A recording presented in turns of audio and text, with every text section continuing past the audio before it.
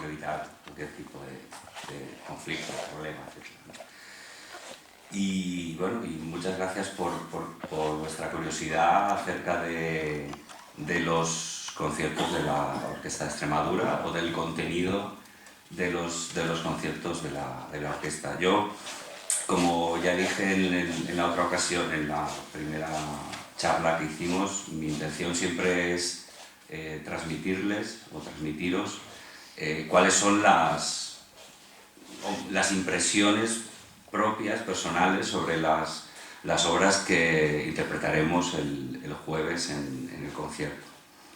En este caso, la verdad es que la conexión es un poco a primera vista complicada, porque hay tres compositores de tres generaciones diferentes, tres compositores de tres nacionalidades absolutamente diferentes, un español, un alemán y un noruego.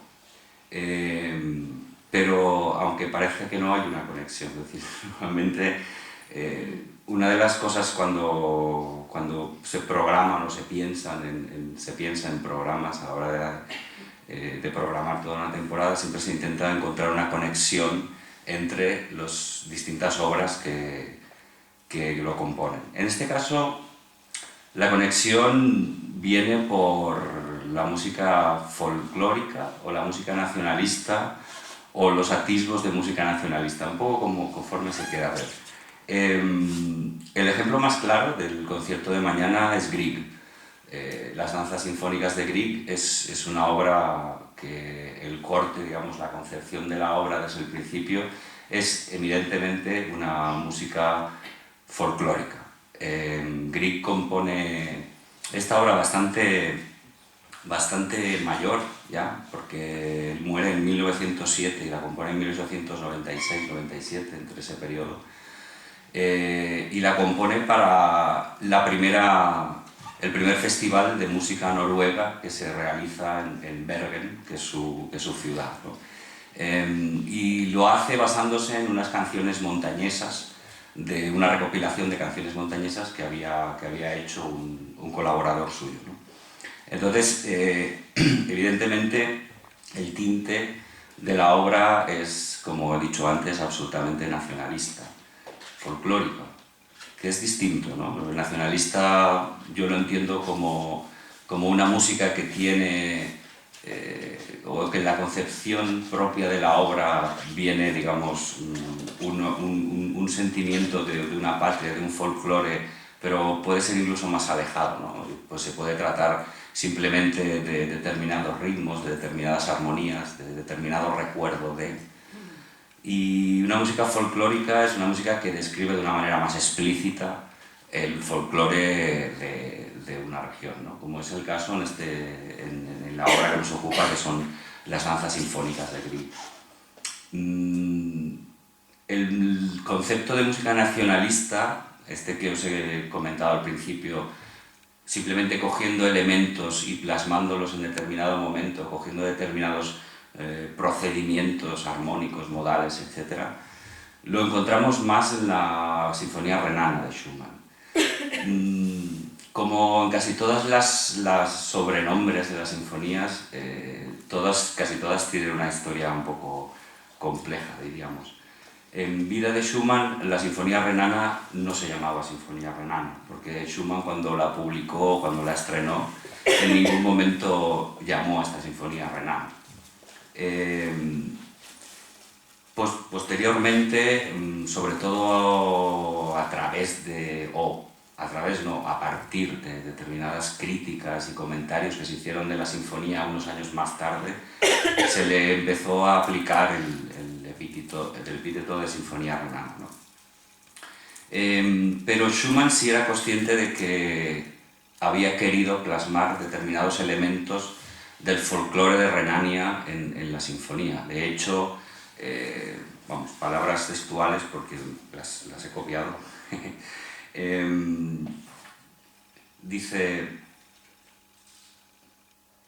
quería hacer prevalecer determinados elementos populares, sobre todo, esto lo añado yo, en el segundo, en el primero y en el quinto movimiento. Dice, y creo que lo he conseguido, ¿no? Schumann, acercarnos a la figura de Schumann es un tanto... es una aventura un tanto interesante porque yo no sé si ustedes sabrán, Schumann acabó en un sanatorio mental, acabó pues bastante bueno, mal. Hoy en día se especula con que podía tener problemas de doble personalidad, podía tener esto que se llama bipolaridad, ¿no? O podía tener problemas relacionados con una contaminación por plomo, o incluso podían ser problemas relacionados de una contaminación vírica, una sífilis, ¿no? El caso es que acabó sus días, o antes de acabar en el sanatorio, él decía constantemente que escuchaba voces en su cabeza, escuchaba determinados sonidos, decía que escuchaba un sí natural de una manera muy clara y de una manera constante, ¿no? Que escuchaba sonidos de metales, etc. Esto, sobre todo por estos dos síntomas, el de los metales y el de las campanas y tal, que son sonidos metálicos, se asocia, hoy en día, ¿no? Los médicos asocian que podía venir por la contaminación por plomo, porque era una cosa que es bastante habitual en este tipo de enfermedades.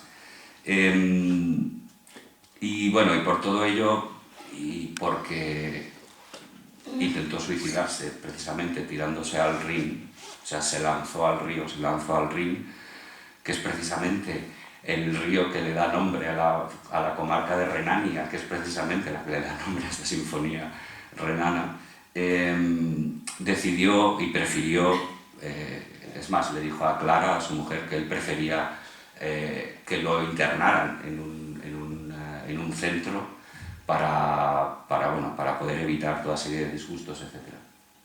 Pues este hombre, que como les comento tenía esta personalidad un tanto compleja, también en otras declaraciones que hizo, dice: no debemos mostrar nuestro corazón al mundo.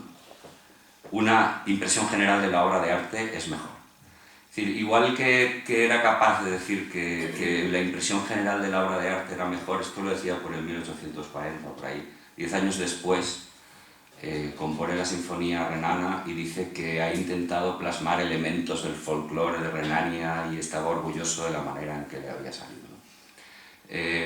Esta, para mí, es una sinfonía que evidentemente la razón que tiene de estar en la programación es por aquello del número 3, ¿no? Es la tercera sinfonía de Schumann, que trabaja con elementos nacionalistas, sobre todo en estos movimientos que les he dicho. El más claro para mí es el segundo movimiento,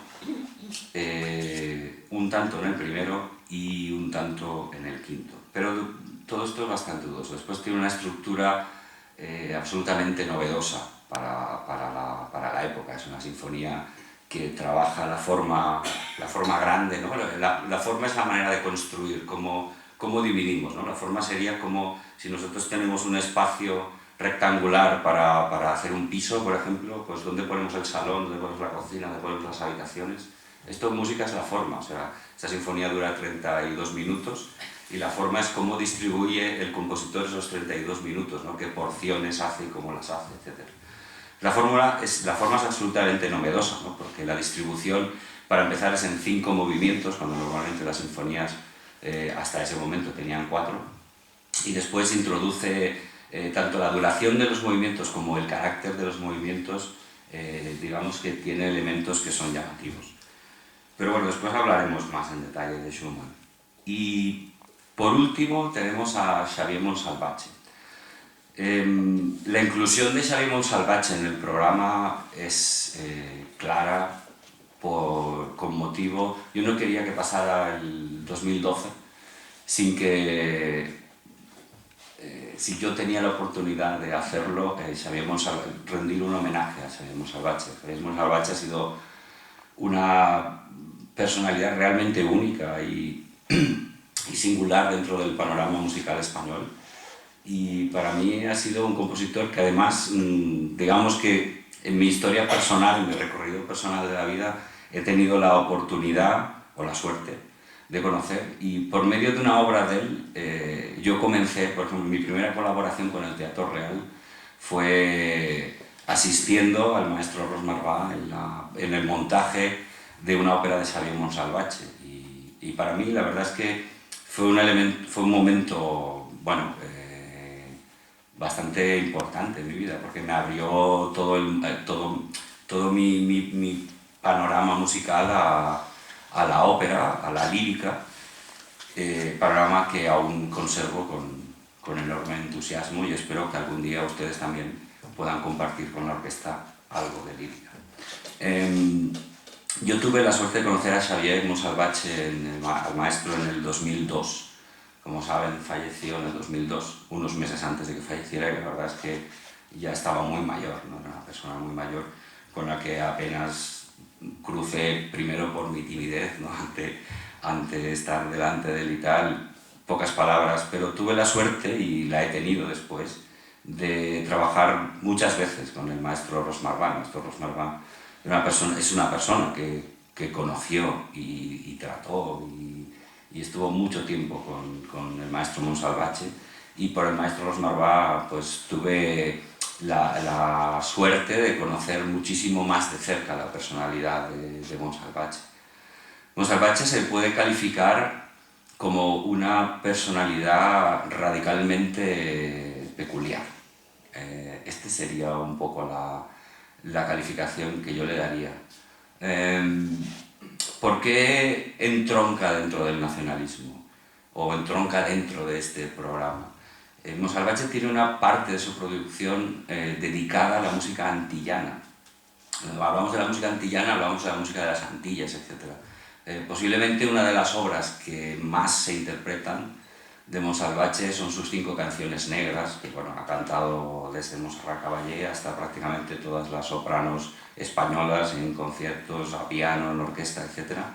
Y después tiene además una recopilación de habaneras, un cuarteto antillano, etc. Se sentía muy atraído por la música española, o de raíz española, digamos, que quedó en el Caribe, ¿no? Que quedó en las Antillas, sobre todo por el tema de las habaneras.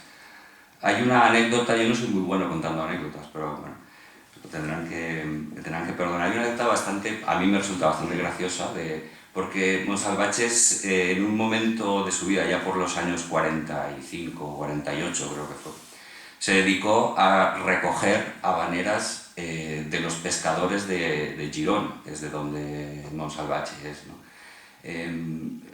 Los habaneras era una especie de reducto que quedaba en los pescadores, de los marineros, y sobre todo de toda la época, sobre todo cuando España pues aún tenía colonias, y sobre todo la de Cuba, ¿no?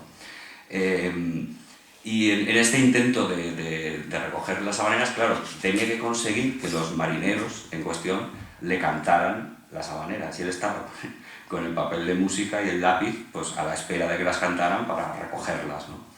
Y bueno, dice, se acercó a ellos, iba con un colaborador, y bueno, los marineros en aquella época, cuando acababan sus tareas, etc., pues bebían una especie de mezclijo con ron, etc. Entonces la única manera, el único camino que el maestro vio para poder cantar las habaneras es, bueno, pues vamos a beber todos de esta cosa, nos vamos a algún sitio, y con la alegría pues que empiecen a cantar, ¿no? Que es un poco lo que suele suceder. Entonces el maestro les pidió, cántenme ustedes las habaneras y tal. Y los propios pescadores decían, no te vamos a cantar una habanera, mira, yo te voy a cantar la romanza de la zarzuela, no sé qué. Y el maestro decía, no, pero yo lo que quiero es que me canten las habaneras. Y decía, mira, te voy a cantar un chotis muy bonito, que me sale muy bien y tal. O sea, prácticamente nos contaba, ¿no? Esta anécdota me la contó el maestro Ros Marvà, que le fue prácticamente imposible que le cantaran las habaneras, porque los pescadores no consideraban que las habaneras era algo que valía la pena cantar. Cuando al final consiguió que las cantaran, bueno, decía, uno empezaba, el otro le cortaba, ay no, que te has equivocado porque esa letra no era, no, esa música no es, tal, total, que se ve que le costó bastante intentar recoger aquello. Al final lo recogió, y en Sortilègis aparece la música antillana, sobre todo en la parte central de la obra. Hay un momento en el que se escucha claramente el ritmo de habanera. Sortilegis es una obra de encargo que tiene un cometido absolutamente esencial. Sortilegis fue compuesta para un concurso de dirección de orquesta, el de Cadaqués, y bueno, fue compuesta como una obra que se le da a los aspirantes, a los candidatos, que no se ha estrenado nunca y que se tiene que estudiar y cada candidato pues maneja. Entonces, ustedes van a escuchar una obra que está compuesta de pequeños trozos, esto básicamente es ecléctica, ¿no? Podemos escuchar desde esta parte antillana central, que digamos que es la más relajada, hasta en el principio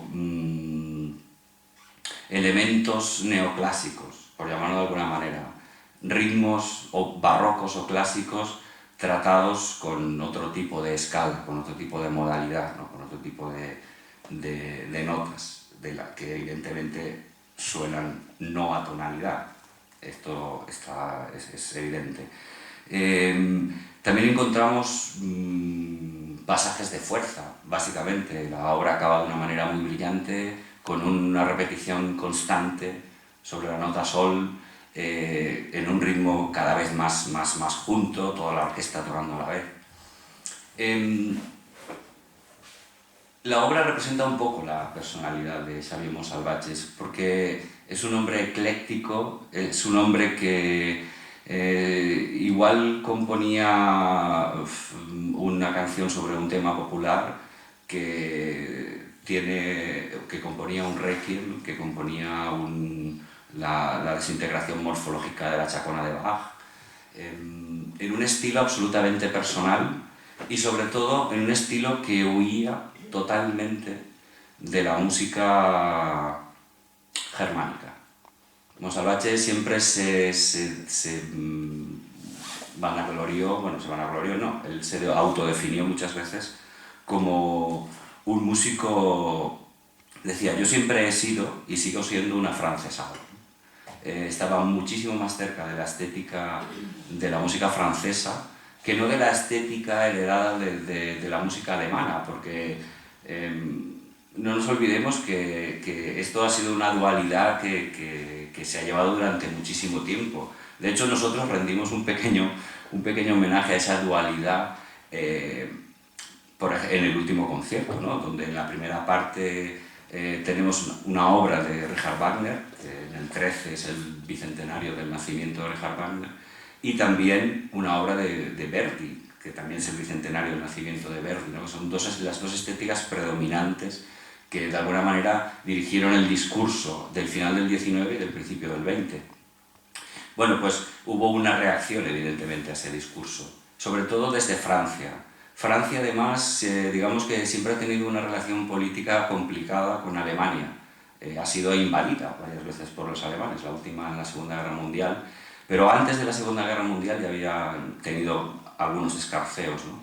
Y sobre todo el movimiento de final del 19 y principio del 20, con personajes como Ravel, Debussy, Poulain, no se me ocurre más, pero Milhaud, son personajes, Jean Francais sobre todo también, es música que huye de la seriedad o del concepto estético de la música alemana. ¿Cómo? Aportando simplicidad.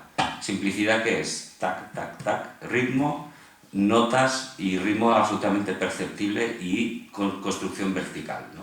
La música alemana, sobre todo toda la herencia de Wagner, tiende, como escucharemos en Schumann, tiende a la construcción horizontal, ¿no? Las formas son grandes, las formas son más flexibles, digamos que es como una gran masa de pan, por poner un símil, que se va moldando poco a poco, ¿no? Sin embargo, la música que huye de ese tipo de estética construye una música muchísimo más vertical, ¿no? Como si fueran palos que caen, ¿no? por darles un símil y que tengamos a lo mejor una idea más precisa. Entonces, no es de extrañar que, por ejemplo, Montsalvatges buscara la música popular en la habanera, porque precisamente si una de las habaneras más famosas que hay es la de la ópera Carmen, de Bizet, ¿no? Y era una manera de reflejar el folclore español, entre comillas, en Bizet, ¿no? Que es evidentemente anterior a Monsalvatge. Pero siempre se ha tenido la habanera como una música de sello español, trasladada, digamos, al Caribe, trasladada a las Antillas, a Cuba, sobre todo, ¿no? Y aún hoy en día, España, pues bueno, hasta hay un concurso de habaneras, quiero decir, es una forma que nos es muy común, ¿no? Y por aquí podemos entroncar el tema del folclore un poco en la figura o en la obra en concreto de Xavier Monsalvatge. Hay un dato curioso, y es que el día 15, o sea, el jueves, se inaugura en Nueva York, en el Instituto Cervantes, una exposición en honor a Xavier Monsalvatge, porque todo el año 2012 ha sido un año de conmemoración del centenario de nacimiento, y precisamente el jueves nosotros tocaremos Sortilegis y le daremos difusión, digamos. Después, era una persona que básicamente tenía un gran sentido del humor, tenía una ironía, ¿no? Hay una frase muy graciosa que dijo una vez, que en cuanto a la clasificación de su propia obra, ¿no? Porque, claro, cuando a un compositor le preguntan por la clasificación de su propia obra, le preguntan, maestro, ¿usted cómo se clasificaría y tal? ¿O cómo clasificaría su obra? Porque nosotros cuando estudiamos forma, cuando estudiamos historia de la música, o por ejemplo, todo el mundo hablamos de las tres épocas de Beethoven, ¿no? La que empieza con la heroica precisamente es la segunda, la anterior, y la posterior, la última, la de la sordera total, ¿no? Y él dice, yo tengo tres tipos de obra. Las que me gustaría que tocaran, que nadie toca. Las que la gente toca y preferiría no estar, o estar lo más lejos posible. Y dice, y por último, las que la gente toca y si puedo estoy porque me gusta que las toquen, ¿no? Es un poco como hacía su clasificación. Es este personaje, ¿no? que fue tan curioso y que además abordó todo tipo de estética y bueno, y sobre todo juega con la orquesta. O sea, la orquesta para él es un pincel de color en el que va, digamos, poniendo siempre puntos o líneas rectas de distintos colores y es una especie de puntillismo que al final crea una impresión, simplemente, ¿no? O sea, es una música muy distinta de la que seguidamente escucharemos de Grieg, ¿no? Mañana no, el jueves, en el concierto. Yo, por ejemplo, a mí hay un momento de la obra que me parece absolutamente original, y es un diálogo entre glockenspiel, que es una lira, un instrumento de percusión, un corno inglés, un clarinete bajo y la sección de cuerdas en pizzicato. Es un momento que realmente de una frescura y de una originalidad tremenda. Yo también les quiero advertir que evidentemente el lenguaje que van a escuchar es un lenguaje contemporáneo, pero no rabiosamente contemporáneo. O sea, la orquesta no está obligada a hacer cosas raras. Quiero decir, es un lenguaje, es una obra escrita en el 92, pero por una persona que nació en 1912. Claro, no es lo mismo una obra escrita en el 92 por un señor que nació en 1968, como yo, por ejemplo, ¿no? Él siempre decía que a la hora de escribir música, en lo primero en lo que pensaba es en quién la tenía que interpretar. Porque él muchas veces le decía a los compositores jóvenes, si no piensas en quién la tiene que interpretar, dice, tu obra seguramente nadie la interpretará nunca, dice, ni tan siquiera la semana que viene, ¿no? Y de hecho, bueno, yo creo que lo consigue, porque es uno de los compositores. De hecho, Sortilegis es una obra que se toca muchísimo, también porque conforme están las cosas hoy en día, tiene una plantilla absolutamente adecuada a una orquesta clásica. Y al lado de las 5 canciones negras, que es una obra extendidísima, bueno, también tiene otras que son normalmente comunes, ya no exageradamente comunes, pero comunes en el repertorio de orquestas españolas, como el Concierto Mediterráneo, Laberinto, etc., ¿no? Bueno, esta es la figura de Monsalvatge, espero que lo disfruten. A mí personalmente la obra me parece muy, muy, muy curiosa y muy entretenida, ¿no? Tiene muchísima variedad. En Grieg vamos a escuchar una obra, como ya les he comentado al principio, absolutamente folclórica, ¿no? Que hunde toda su, digamos, toda su creatividad en el folclore noruego. La estructura es absolutamente esperable, ¿no? Muchas veces, casi los 4 movimientos guardan la misma estructura, que es lo que los músicos llamamos formalí, que es una estructura tripartita, son 3 partes, A, B, A y A se repiten al principio y al final, y B es una parte que contrasta, ¿no? En unos momentos lo hace contrastando un elemento más rítmico, más enérgico, con otro más lírico, y en una ocasión lo hace al revés, ¿no? Empieza con un elemento más lírico y al centro coloca el elemento, digamos, más enérgico, más rítmico, más folclórico. Es una obra hecha absolutamente con motivo de lo que se hace, ¿no? de la celebración del primer festival de música noruega, etcétera, etcétera, y queriendo, bueno, mostrar a la gente pues, una muestra del folclore noruego y queriendo agradarla. Grieg es un compositor, yo creo que suficientemente conocido, tiene una aspiración melódica realmente extraordinaria, tiene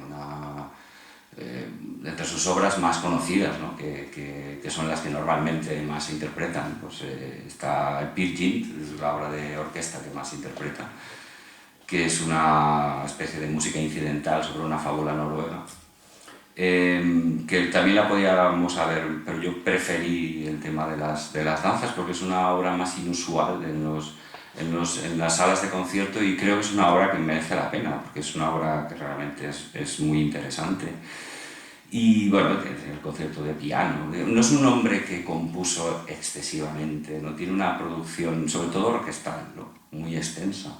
Tiene una producción muy extensa vocal, de lead, de canción, pero no un elemento orquestal. Pensemos que, por ejemplo, Grieg compone en 1896 esta obra, Las danzas sinfónicas, que en cuanto a su orquestación, a su realización, a la forma que les he comentado, que es absolutamente clásica, estaría, y de hecho se considera así en muchos círculos, es una obra absolutamente anticuada, entre comillas, ¿no? Porque en 1896 Wagner ya había hecho muchísimas diabluras armónicas, Richard Strauss, Jack Lemmons, ¿no? A nivel de orquestación, etc. Mahler estaba ahí a punto de, o ya empezando. Es decir, Brunner, toda la estética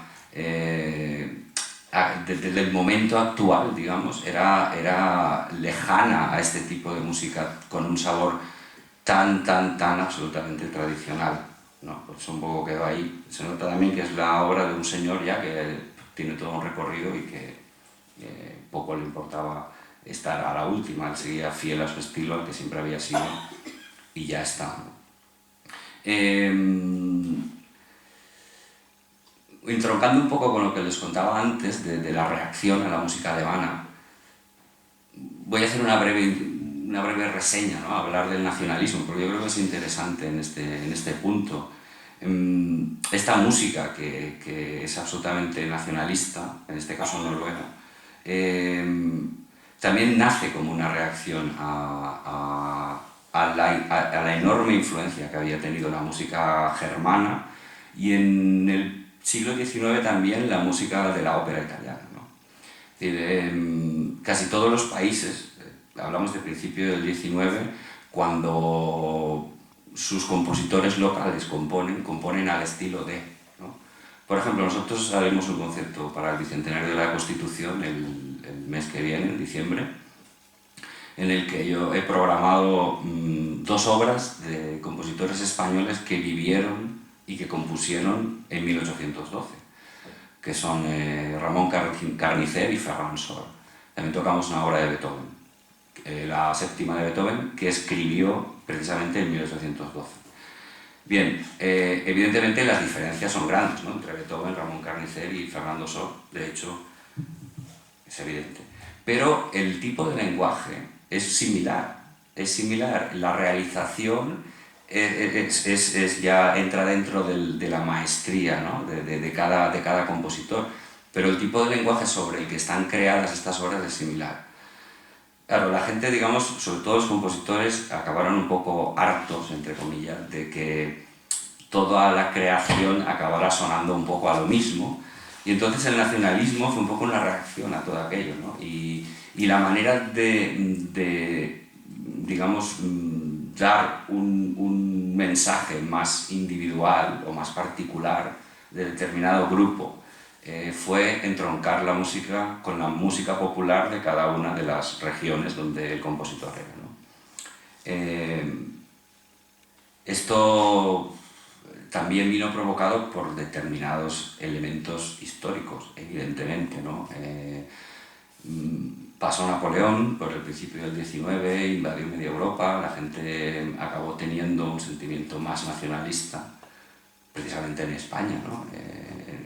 Al principio del siglo XIX, justo al principio, nosotros estábamos invadidos por los franceses y tuvimos toda aquella batalla de 1802, etc. Los franceses fueron fuera. Eso evidentemente ensalza el elemento patrio, ¿no? Estuvo ahí en muchos países de Europa, ¿no? Napoleón. Se unificó Alemania. A partir de 1848, hasta ese momento Alemania no era Alemania, eran distintos Länders que tenían funcionamiento independiente y se unificaron y crearon un sentimiento también nacionalista. Se unificó Italia, que hasta ese momento no era Italia. De hecho, Verdi se tomó como abanderado de la unificación italiana, ¿no? De hecho, hay un acrónimo que era muy utilizado en la época, porque la gente escribía Verdi en las paredes, cuando la unificación de Italia, ¿no? Y era Vincenzo Enrico Re d'Italia, ¿no? V-E-R-D-I. Escribían Verdi, y también, claro, toda la música, todas las óperas de Verdi se tomaron con un elemento patrio. Entonces, ante toda esta digamos, corriente, nació la música nacionalista, ¿no? Empezó a crearse música con estas características. Los pioneros fueron los rusos. Yo creo que todos nos sonará o nos será común o nos será familiar el tema del grupo de los Cinco, unos compositores rusos que escribieron música, ya empezaron a escribir música absolutamente centrada en el folclore ruso, ¿no? Y aparece después en España, por ejemplo, la figura de Albéniz, aunque es posterior a la de Grieg. Granados también empiezan en aquella época, Pedrell, a tener algún tinte nacionalista. Pedrell, Albéniz y Granados tenían bastante más. Y es un poco una explicación del por qué, ¿no? se crea este movimiento en Europa. Hay muchísimos ejemplos, ¿no? Los hay en Finlandia, los hay en Checoslovaquia, lo que era Checoslovaquia, ahora es Checoslovaquia, etc. En Francia, en Inglaterra. Y esto un poco es el germen de las danzas sinfónicas. Grieg, antes de escribir las danzas sinfónicas, que fue precisamente la última obra orquestal grande que escribió, ya había escrito el Peer Gynt 10 años antes, y el Peer Gynt es una obra básicamente nacionalista porque ensalza y pone música a una historia épica de un héroe noruego, ¿no? ¿Qué van a encontrar? Van a encontrar una música muy fácil de escuchar, ¿vale? Como he dicho antes, una música fresca, una música de una inspiración melódica, en este caso. Aunque, claro, la inspiración melódica, ustedes me pueden decir, bueno, si nos has dicho que eso es una recopilación de canciones folclóricas, vale, sí, pero la elaboración, ¿no? Si uno tiene una canción folclórica, normalmente puede durar 3 compases. De hacer de eso todo un movimiento, claro, una maestría. Yo veo en la elaboración de la obra la mano de un compositor experto que utiliza todos los recursos que tiene y hace una obra que yo creo que les va a gustar, porque está llena de momentos realmente bonitos. Y pasaremos a nuestra gran obra. Normalmente las sinfonías suelen ser las grandes obras, ¿no?, de los conciertos. En este caso, nosotros planteamos el concierto al revés, ¿no? Hacemos la más moderna al principio, la que está entre medias al medio, y la más antigua al final. Lo primero curioso de la tercera sinfonía de Schumann es que no es la tercera, es la cuarta en realidad. Lo que pasa es que se publicó como tercera sinfonía, ¿no? Es la última sinfonía que compuso. De hecho, se estrenó en 1851. Schumann murió en 1859. A partir de 1856, digamos que empezó a irse ya la cabeza y tal. Y fue un poco del último, digamos, tirón creativo, ¿no? que tuvo Schumann. Y le vino en un momento muy especial. Schumann, aparte de este periodo final, ¿no? en el que empezó ya a escuchar voces, ver visiones y tal, digamos que muy estable no había estado, ¿no? Y siempre aspiró o siempre tuvo el anhelo de tener un sitio fijo, un puesto fijo en el que poder desarrollar su actividad, etc., ¿no? Entonces, en 1850 llegó a Düsseldorf y fue nombrado, bueno, llegó a Düsseldorf porque fue nombrado director musical de la ciudad de Düsseldorf. En aquella época se nombraban los directores musicales no de determinada agrupación, sino de la ciudad, y era un poco el responsable de toda la actividad artística de la ciudad, los conciertos de cámara, la orquesta, etc. Todo ello. Esto, digamos que le subió mucho el ánimo, hasta tal punto de que llegó a Düsseldorf y tomó posesión en septiembre, a principios de septiembre, y a principios de diciembre había compuesto el concierto para cello, la tercera sinfonía y una cantata para orquesta, en tan solo 3 meses. La sinfonía se supone que empezó a componerla a mitad de octubre y el 9 de noviembre la había acabado. O sea, es un periodo realmente fulminante de creación, ¿no? De creatividad. Cuando yo digo que la había acabado, me refiero a la forma en la que antes se acababan las sinfonías, porque igual esto no lo conocen, pero es un poco curioso. O sea, por ejemplo, normalmente antes la composición siempre se hacía al piano. Y cuando digo se ha acabado, significa que Schumann, en el momento que dice la he acabado, tenía una parte de piano con ideas sobre la sinfonía, digamos, y sobre el desarrollo de las ideas musicales que tenía, pero no había orquestado una nota, no había decidido qué sección de la orquesta tocaba qué, pero lo que era el esqueleto de la obra lo tenía acabado, ¿no? Este rapto creativo que le produjo, digamos, la emoción o la estabilidad de saberse en Düsseldorf con un puesto estable, etc., es el único que tuvo en su carrera, porque yo, por ejemplo, que con la orquesta en junio, cuando vine de director invitado, dirigí la primera sinfonía. Por ejemplo, la primera sinfonía la compuso también en un periodo muy corto de tiempo, pero después estuvo cerca de 5 años revisándola. O sea, cerca de 5 años probando, cambiando instrumentación, enviándosela al editor, volviéndosela al editor. O sea, digamos que tuvo muchos problemas para que la primera sinfonía acabara teniendo la forma en la que hoy en día la conocemos. Sin embargo, la tercera no. La tercera fue acabada el 9 de noviembre, que también es curioso, porque nosotros acabamos el 15, total, no se lleva tanto. Y a mitad de diciembre la tenía absolutamente orquestada y en febrero se estrenó. Esa fue un poco fue concebida, digamos, en noviembre y en febrero ya fue dada al público. Fue dada al público con éxito, con notable éxito, la primera vez. Hay algo que suena. Bueno, ya. Fue dada al público con notable éxito, porque podía ocurrir estas cosas, ¿no? Que la sinfonía tuviera o no tuviera éxito. La sinfonía gustó. Es curioso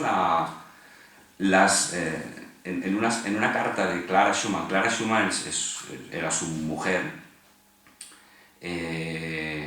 y fue un apoyo total. Clara Schumann, además, hoy en día se conoce como una gran pianista, que fue igual que Schumann, y también como compositora. Incluso algunas malas lenguas después hablan de ayudas de Clara Schumann a Schumann, pero bueno, todo eso son historias del corazón que tampoco nos interesan demasiado. Clara comenta, después del estreno, quedé sorprendida por la fuerza creativa de Robert en esta sinfonía. Dice, todos los movimientos así lo demuestran. Dicen, sin embargo, el cuarto es el que encuentro menos claro. es extremadamente intrincado y complicado de escuchar. Dice, pero por contra, tanto el segundo como el último movimiento son fáciles de entender para cualquier aficionado. Bien, aquí viene un poco la explicación de lo que les comenté antes de la distribución del habitáculo, ¿no? La sinfonía tiene un elemento muy potente, que es el primer movimiento, que es el movimiento que nosotros les anticipamos en el concierto que hicimos de anticipo de la temporada. Es un primer movimiento que en la estructura de la sinfonía es largo, es estable. Y después tiene un segundo movimiento que él denomina scherzo, pero que está absolutamente alejado de lo que dentro de la idea del scherzo, por ejemplo, tenía Beethoven, ¿no? Yo no sé si ahora recuerdan, por ejemplo, si recordamos el scherzo de la Sinfonía Heroica, que fue la sinfonía que hicimos en el primer abono. Los scherzos de Beethoven tienen un tempo muy ágil, muy rápido, y siempre están llenos de notas punteadas. Es algo como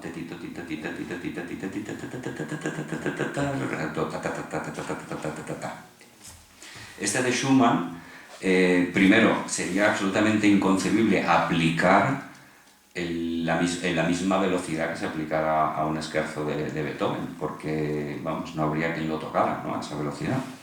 O sea, ya exige de entrada un tempo muchísimo más rebajado, que entraría más cerca de lo que sería un concepto casi de minué, al concepto clásico, de más cercano a Mozart y tal, que no de scherzo en el concepto que después evolucionó Beethoven, ¿no? Y tiene un elemento extremadamente popular, porque la melodía, cuando la escuchen, se dan cuenta de que la construcción melódica entra enseguida, ¿no? Es una música popular, tiene la estructura clásica, más o menos, de lo que es un scherzo o un movimiento danzable, que es la misma que les he explicado antes de Berlioz, es A, B, A, una sección contrastante, en la que básicamente el acometido está en las trompas y en las maderas, y después dos secciones que empiezan y acaban el movimiento, que son las que, digamos, que destilan un sabor más popular.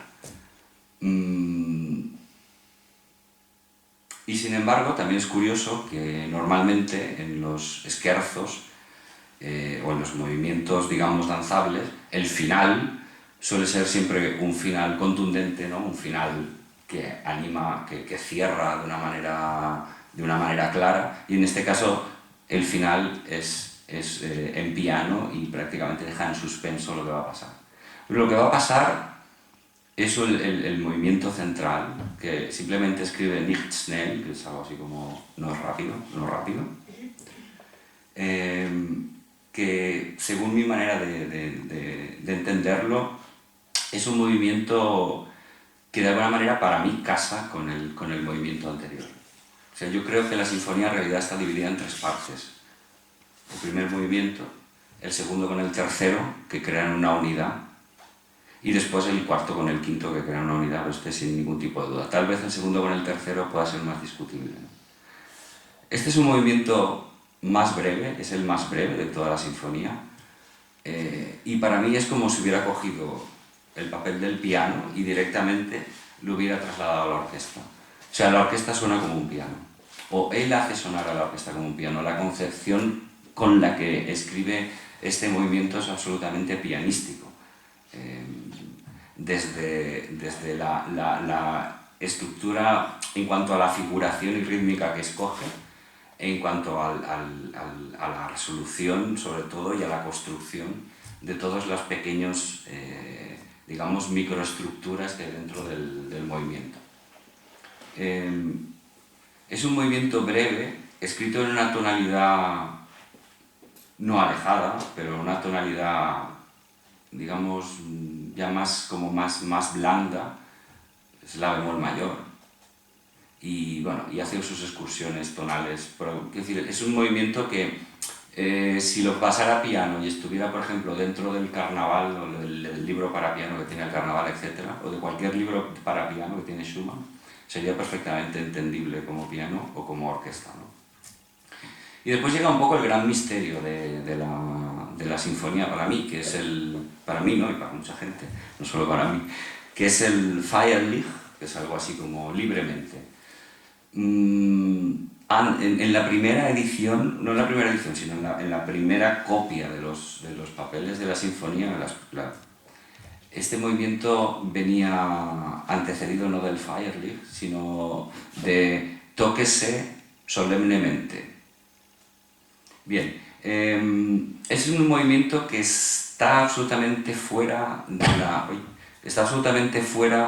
de la estética de lo que en aquel momento se esperaba que sonara en una sinfonía. Porque si nos dicen que es una música vocal a 4 voces de Tomás Luis de Victoria, trasladada a la orquesta actual, pues también nos lo creeríamos. Es decir, la estructura es de un ricercare. Un ricercare, como la palabra en italiano significa buscar, ¿no? Cercare es buscar y ricercare es volver a buscar. Es una forma imitativa, ¿no? Empieza una melodía, un tema en este caso, y otro tema que es exactamente lo mismo, le sigue a una distancia, pero nunca lo coge. Entonces, siempre van así. Cuando este acaba, vuelve a empezar, cuando este acaba, vuelve a empezar, pero ellos nunca se encuentran, ¿no? Es una especie de preforma o de anticipo de lo que después es la fuga, ¿no? La forma fuga, cuando la forma fuga evoluciona y tal. Está construido bajo ese, bajo ese digamos, esquema, bajo este paradigma, y el lenguaje que escuchamos es absolutamente religioso, es una austeridad tremenda, es una línea tranquila, calma, quieta, que se va poco a poco construyendo, que sube, que baja, que va subiendo, que va bajando. Y además está escrito en mi bemol menor, que es así que está lejos de mi bemol mayor, precisamente. Y es una tonalidad muy oscura para el sonido, porque son muchos bemoles, no sé si esto no, pero es un bemol, y dan un tono muy oscuro al sonido de una orquesta, por ejemplo. Entonces, claro, mucho se ha especulado sobre el porqué, ¿no? Y por qué este hombre, y por qué Schumann decidió poner este movimiento en este sitio. Hay muchas teorías, ninguna se sabe con cierta certeza, ¿no? Pero sí que es verdad que en la misma época en la que Schumann estaba componiendo la Sinfonía Renana, se estaba construyendo la Catedral de Colonia, justo en aquella época, a mitad del siglo XIX. Y que el matrimonio Schumann estuvo en Colonia al menos una vez antes de que se establecieran en Düsseldorf, etc. Cuentan por cartas, o se tienen noticias, de que ambos quedaron impresionados por la construcción, ¿no? Y además estuvo presente ya, pero en esto ya había compuesto, había hecho el esquema, este piano que les comentaba antes, estuvo presente en la coronación del arzobispo, no me sé el nombre, pero de un arzobispo en la catedral. Y se dice que había quedado como muy impresionado por... Y, bueno, hay algunas teorías que apuntan a que lo hizo. Otras simplemente apuntan a la originalidad o la genialidad de una persona como Schumann, que es evidentemente un hombre con una creatividad extraordinaria. Y ese cuarto movimiento enlaza con un último movimiento, que normalmente los últimos movimientos de las sinfonías suelen ser movimientos también realmente potentes, ¿no? Donde se da rienda suelta al ritmo, donde se da rienda suelta a todo el aparato orquestal y tal, y no es que no lo haya, lo hay. Lo que pasa es que también la construcción es extraña, porque en un movimiento al final, lo que nosotros escuchamos como final se llama coda. Coda significa cola en italiano, y es lo que acaba. Y normalmente lo que acaba suele ser breve y contundente. En este caso, la coda dura casi lo mismo, casi los mismos compases, después en tiempos menos, porque va mucho más rápido, dura casi los mismos compases que dura todo el resto del cuarto movimiento. y vuelve a hacer referencia al tema procesional con el que construye el cuarto movimiento. De hecho, en el desarrollo del cuarto movimiento, o sea, en la parte central, digamos, donde también se da rienda suelta más a la creatividad, sobre todo al final ya acabaremos sabiendo todo esto que es desarrollo, que es exposición y todas esas cosas. En el desarrollo utiliza el tema que le sirve digamos, de base para el cuarto movimiento, ¿no? O sea, están absolutamente conectados. Yo en mi manera de ver la sinfonía entiendo también que el principio de la coda es igual de profesional que lo es el cuarto movimiento, y de hecho así lo hago. No sé si ustedes conocen la sinfonía, a lo mejor igual les sorprende un poco un cambio de tempo, un cambio de... Bueno, le quiero dar ese carácter religioso que también tiene el cuarto movimiento, porque yo creo que en realidad el cuarto y el quinto movimiento forman una unidad. Con lo cual es como si tuviéramos una sinfonía en 3 movimientos, ¿no? El primero, que es una entidad muy potente, el segundo con el tercero. El tercero es una especie de intermezzo, digamos una cosa,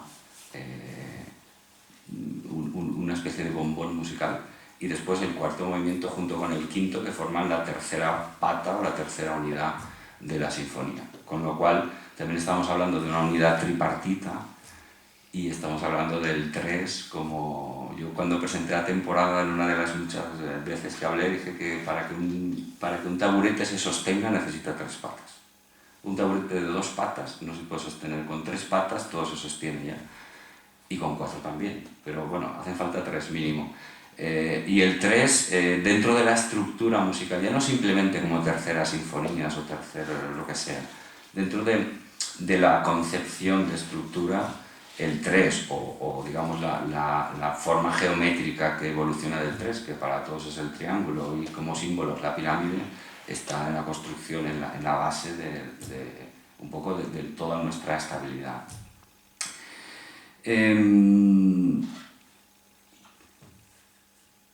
¿Qué tal? ¿Sigo o paro? ¿Cómo vais? Simplemente por acabar y por comentar una cosa que a mí siempre me ha... con la que yo no estoy de acuerdo.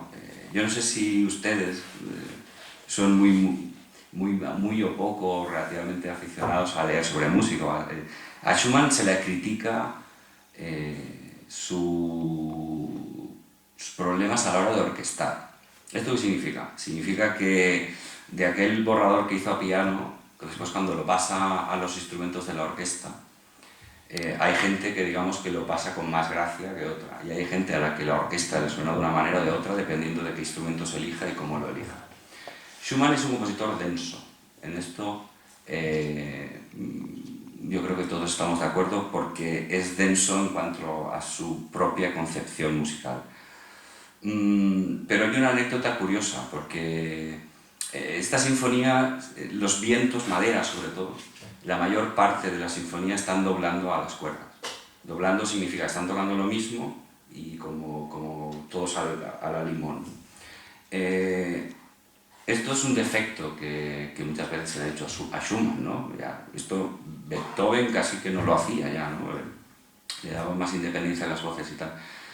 Pero, bueno, según he leído, porque uno se informa para hablarles, resulta que la orquesta con la que estrenó esto, era la orquesta de Düsseldorf, tenía unas cuerdas muy malas.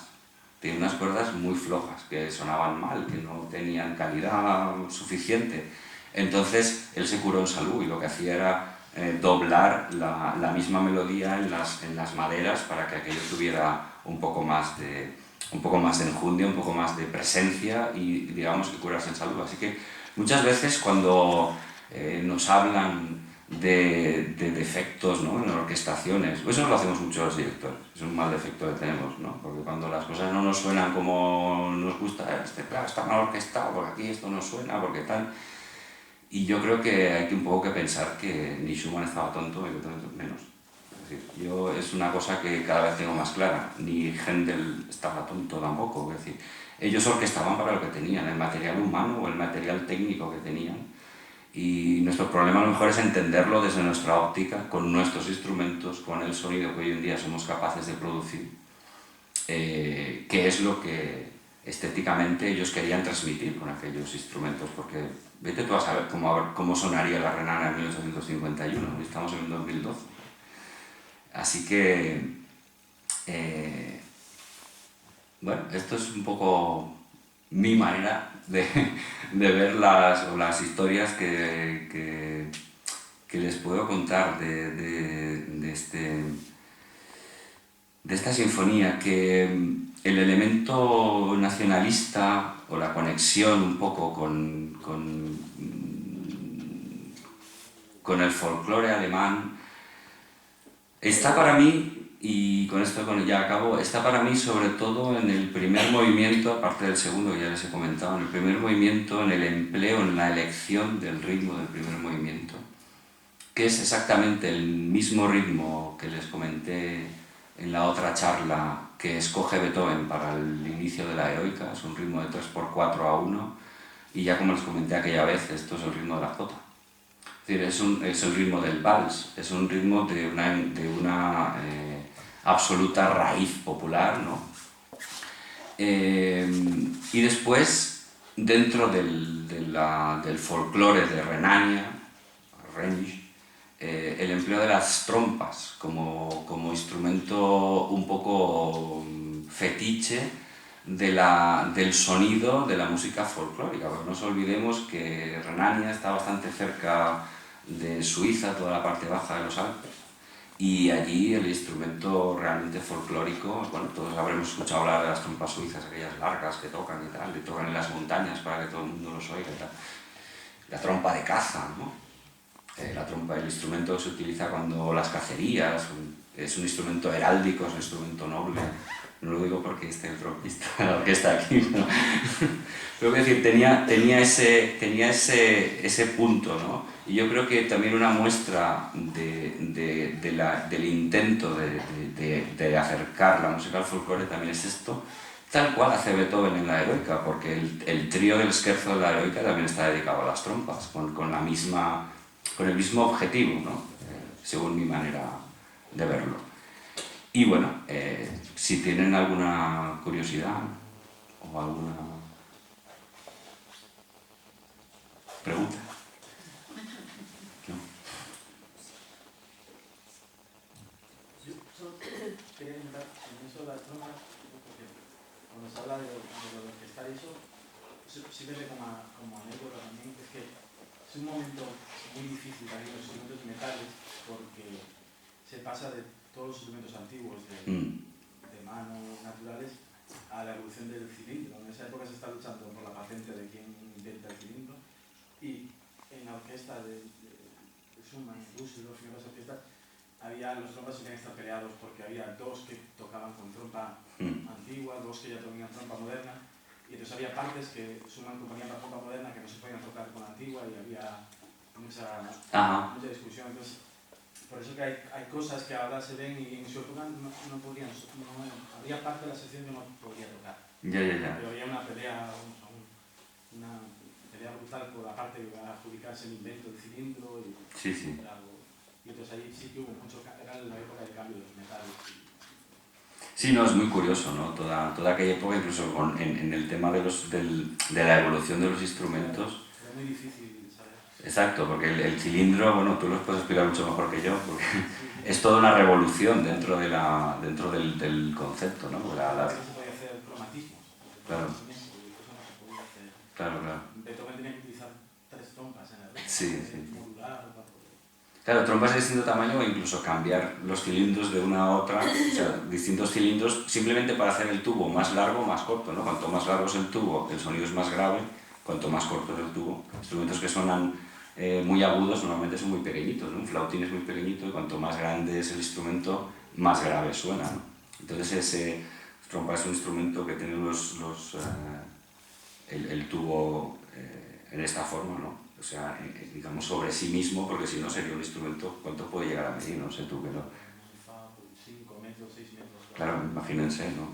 espectacular, ¿no? Pero si esos 5 metros están así como recogidos sobre sí mismos, mucho menos, ¿no? Y después es curioso también el tema de los instrumentos y sobre todo con la historia más conocida, ¿no? Con Wagner, ¿no? Y con los experimentos, entre comillas, en aquella época, que derivaron también la trompa wagneriana como un instrumento que utiliza, ¿no?